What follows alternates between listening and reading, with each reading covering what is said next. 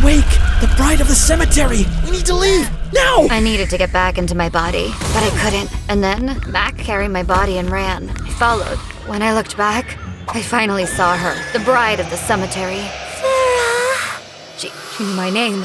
She was coming for me. Ever since I was little, I felt like I didn't belong. My parents were the greediest people to ever exist in the world. Right now, they were scamming some poor old woman, and I just had to watch. You broke it, not our problem. Please, it was for my daughter.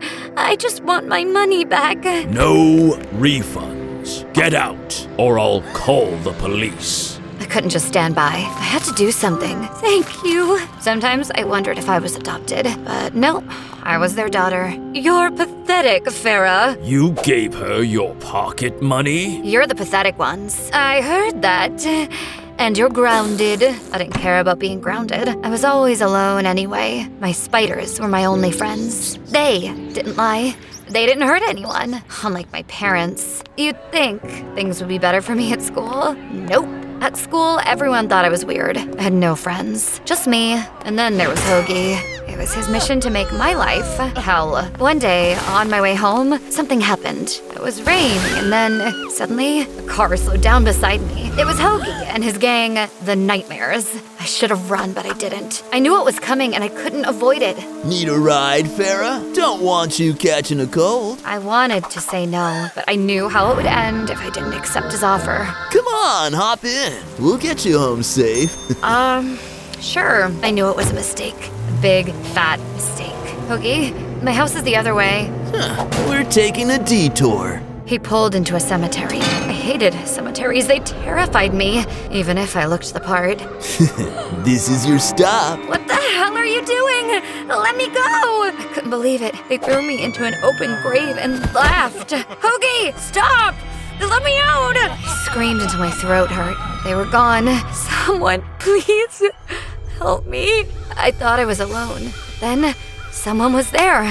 He looked like something out of a nightmare. The paint ran down his face like streaks of blood. I had to get away. I turned to run, but the mud grips my feet, slowing me down. I stumble, hitting the ground hard. My heart races as I look back, terrified. I wasn't running. He didn't need to. Stay away! And then something strange happened. It felt like my soul was being ripped from my body. I wasn't in control anymore. I thought I was dead. I was floating above myself. I could see the boy shaking me, but I couldn't feel it. And then I saw them. The ghosts. They were watching me. That's when I snapped back into myself. His face was right there, all smeared, but he looked worried. But I didn't care. I pushed him away and ran as fast as I could. I made it home. My parents couldn't care less that I look a mess. In the shower, I couldn't stop thinking about it. That grave, that boy with the face paint, all those ghosts. I kept seeing them over and over. I took out my laptop, hoping for some explanation, something, anything, to make sense of it. Astral projection? It sounded insane, but what happened to me, it wasn't normal. I couldn't deny it. The next day, after school and a whole day of hiding from Hoagie, I went back to the cemetery. My gaze locked onto the tomb from last night, and with a deep breath, I cautiously stepped toward the looming, silent stone ahead. Just as I was about to touch the tomb, I heard him. Why are you here again? I could ask you the same thing. My name is Max Skellington. I'm a gravedigger, so I have to be here. A gravedigger? Wow, I'm Farah. And what's with that face paint? It suits me, don't you think? Besides, it makes the otherworldly beings think I'm one of them. Otherworldly beings? Come on, you got a glimpse of them yesterday. You've drawn attention to yourself. The wrong kind of attention. So just turn back and go back. I should have listened to him, but I don't know why. It felt like a tomb. It was calling to me, like it had something I needed to find, something important. I couldn't ignore it. Mac tried to stop me, but I managed to touch the tomb, and then I felt it again, and suddenly I was out of my body. I twisted in the air, looking down at Mac, who stood frozen, staring straight at me. You can see me, can't you? Yeah, I can see you. What you're doing is playing with fire.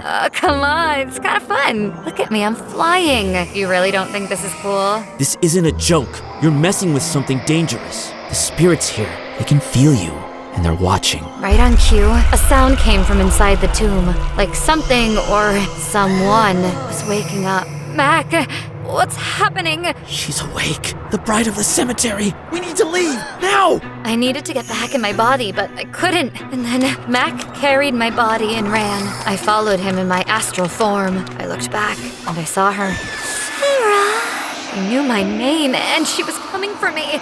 I glided after Mac, desperate to escape the bride. As soon as I crossed the gates, the pull released. I finally made it back into my body.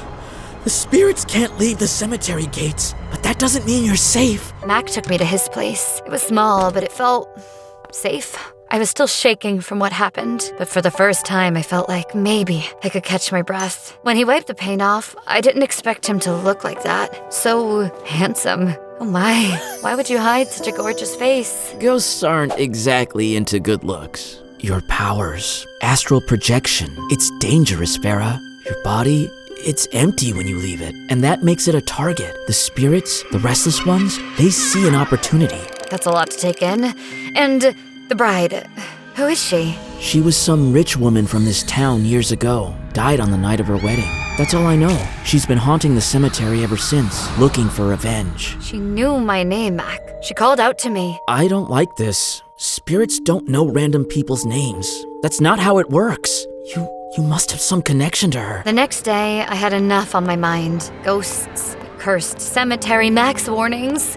The last thing I needed was Hoagie bothering me. And then, before I knew it, I slapped him. Hard. I didn't care anymore. You'll pay for that, Farah. I promise you. After school, I went to the cemetery, but Mac wasn't there. I walked towards the mausoleum and kept telling myself I'd be fine, as long as I stayed in my own body. Aurelia, the bride, the cursed one. But how was I connected to her? A faint glint caught my eye in the shadows. I couldn't believe it. That locket! It was from Timeless Trinkets, my parents' shop. This was more than a coincidence.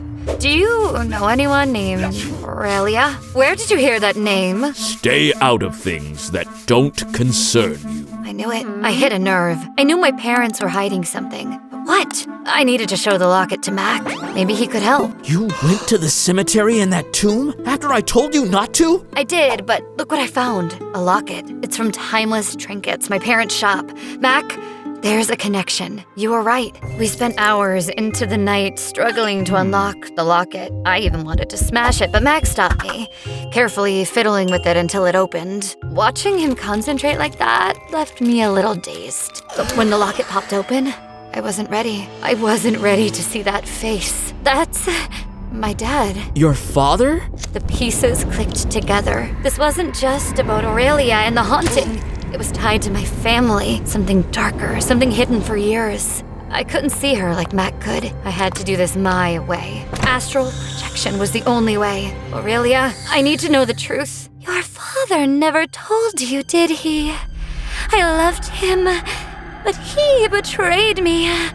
It was supposed to be the happiest night of my life. Behind his smile were lies. He had another love, your mother. He killed me that night to be with her, and with all of my jewelry.